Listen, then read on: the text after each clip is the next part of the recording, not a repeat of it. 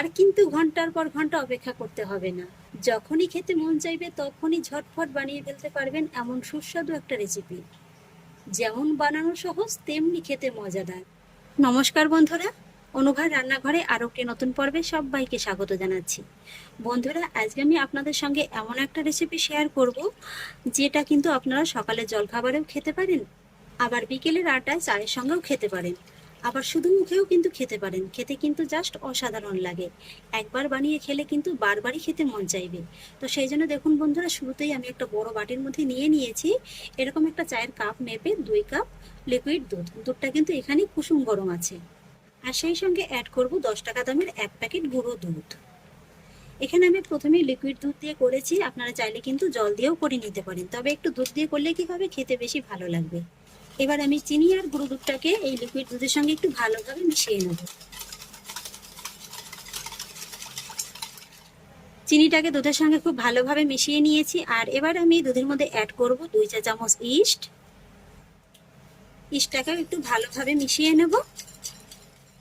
আর তারপর এর মধ্যে অ্যাড করব ওই একই কাপ মেপে 4 কাপ ময়দা। এখানে আপনারা আটাও ব্যবহার করতে পারেন।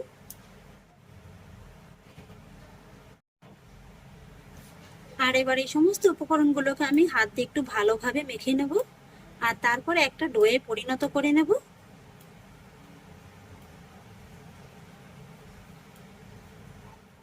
ফাইনালি ডোটিকে আমি খুব ভালোভাবে মেখে নিয়েছি। আর মেখে নেওয়ার পরে দেখতে পাবেন যে এটা কিন্তু হালকা একটু নরম নরম হবে। এইভাবেই কিন্তু ডোটিকে একটু হালকা নরম করে মেখে নিতে হবে, তা না হলে কিন্তু রেসিপিটা আবার খুব একটা ভালো হবে না। যেহেতু হাতে সামান্য একটু লেগে লেগে যাচ্ছে, তাই উপর থেকে সামান্য একটু ময়দা ছড়িয়ে দিয়ে এই ডোটিকে একটু খুব ভালোভাবে আর একটু মেখে নিতে হবে। তো দেখুন বন্ধুরা, আমি কিন্তু ডোটিকে খুব সুন্দর করে তৈরি করে নিয়েছি।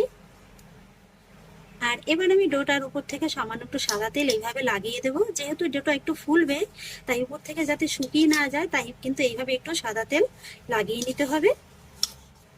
আর তারপরে এই ডোটিকে এভাবে ঢাকা চাপা দিয়ে আমি রেস্টে রেখে দেবো মোটামুটি 30 থেকে 40 মিনিটের মতো। আর এই ডোটি যখন আপনারা রেস্টে রাখবেন, চেষ্টা করবেন একটু গরম জায়গায় রাখার। মোটামুটি ঘরের কোনো কোণে যদি একটুখানি রোদ থাকে, সেখানেও রেখে দিতে পারেন। আবার আমার মতো এরকম একটা বাটির মধ্যে কুসুম গরম জল নিয়ে তার উপরে এই বাটিটাকে বসিয়ে দিতে পারেন। এতে করে কি হবে, এই ডোটা কিন্তু খুব তাড়াতাড়ি একদম অ্যাক্টিভ হয়ে যাবে। 30 মিনিট বাদে ফিরে এলাম। এবার ঢাকাটাকে তুলে নিচ্ছি। আশা করছি নিশ্চয়ই দেখে বুঝতে পারছেন যে এটা কত সুন্দরভাবে একদম অ্যাক্টিভ হয়েছে। এই যে দেখুন। এবার আমি এই ডোটিকে এইভাবে একটু হাত দিয়ে চেপে এর ভিতরে হাওয়াটাকে একটু বের করে দেব। আর তারপর এর মধ্যে অ্যাড করব 1/2 চা চামচ লবণ। এটা কিন্তু আপনারা শুরুতেই দিতে পারেন, আমি শুরুতেই দিতে ভুলে গিয়েছিলাম, তাই কিন্তু এখন অ্যাড করলাম। এবার লবণটাকেও আর একবার ডোয়ের সঙ্গে ভালোভাবে মেখে নেব। লবণটা না দিলেও কিন্তু আর একবার এই ডোটাকে একটু ভালোভাবে আপনারা মেখে নেবেন। আমি যেহেতু ডোটা মাত্র 30 মিনিটের মতো রেখেছি, তাই কিন্তু এতটা ফুলেছে। আপনারা চাইলে কিন্তু এর থেকে বেশি সময় নিয়েও ডোটাকে রেস্টে রেখে দিতে পারেন, তাহলে কিন্তু আরো অনেকটা ফুলে যাবে। আবার চাইলে রাতের বেলায় মেখে রেখে সারা রাতও রেখে দিতে পারেন, সকালবেলা উঠে চটজলদি করে নিতে পারবেন। যেহেতু হাতে সামান্য একটু লেগে লেগে যাচ্ছে, তাই কিন্তু এইভাবে একটু ময়দা ছড়িয়ে দিয়ে এই ডোটাকে একটু ভালোভাবে মেখে নিতে হবে। এতে করে কি হবে, হাতে কিন্তু আর লেগে যাবে না। ডোটাকে আমি খুব সুন্দর করে মেখে নিয়েছি। আর এবার আমি ডো থেকে এইভাবে একটু মিডিয়াম সাইজ করে কয়েকটা লেচি কেটে নেব।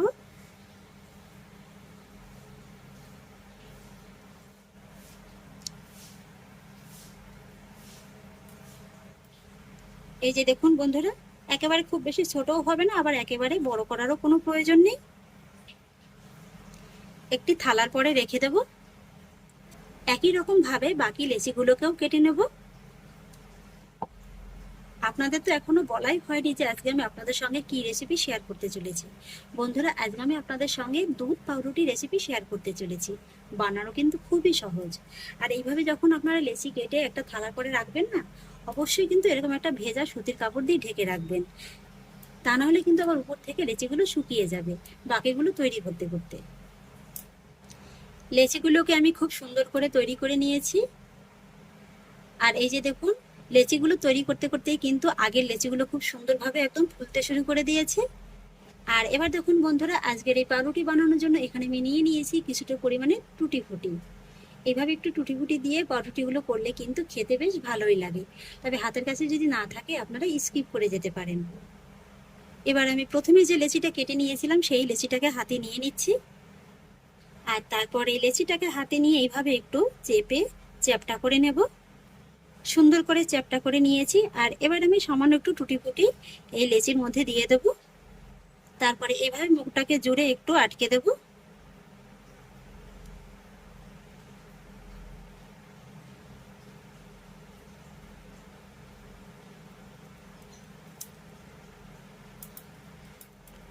খুব সুন্দর করে কিন্তু আমি এই লেচিটাকেও তৈরি করে নিয়েছি।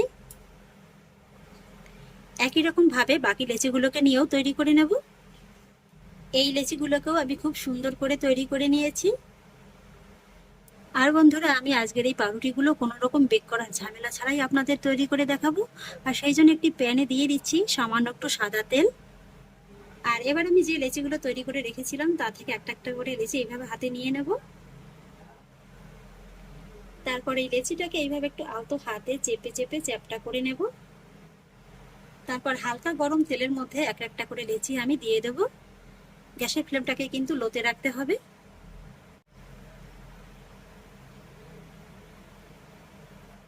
আমি তিনটির মতো লেচি দিয়ে দিয়েছি, আর এবার কিন্তু লো ফ্লেমে এই রুটিগুলোকে ঢাকা চাপা দিয়ে মোটামুটি 1 থেকে 1.5 মিনিটের মতো একটু কুক করে নিতে হবে। 1-1.5 মিনিট বাদে ঢাকাটাকে তুলে নিচ্ছি। এবার আমি এই রুটিগুলোকে এভাবে একটু উল্টে দেব। তারপরে আবারও লো ফ্লেমে 1 থেকে 1.5 মিনিটের মতো একটু কুক করে নেব। আবারও 1.5 মিনিট বাদে ঢাকাটাকে তুলে নিচ্ছি। এই যে দেখুন বন্ধুরা, এখানে কিন্তু আমার পাউরুটিগুলো খুব সুন্দরভাবে তৈরি হয়ে গেছে। এই পাউরুটি তৈরি করতে কিন্তু আপনাদের আর ঘন্টার পর ঘন্টা অপেক্ষা করে বেক করার কোনো ঝামেলাই পোহাতে হবে না। এক এক ব্যাচ রুটি তৈরি হতে কিন্তু মাত্র 3 থেকে 4 মিনিটের মতো সময় লাগবে। এই যে দেখুন কত সুন্দরভাবে পাউরুটিগুলো তৈরি হয়ে গেছে। এবার আমি পাউরুটিগুলোকে সব তেল থেকে তুলে নেব।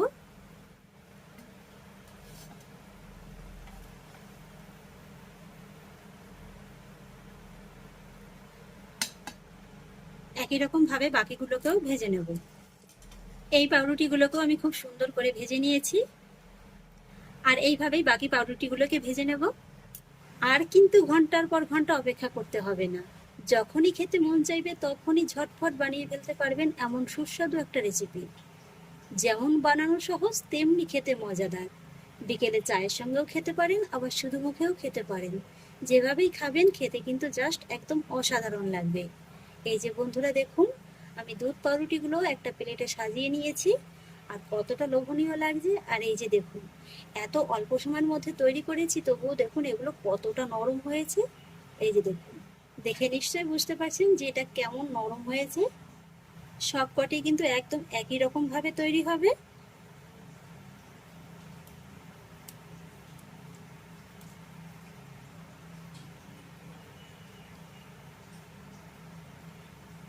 আর ভিতরটা দেখুন কত সুন্দর জালিদার হয়েছে।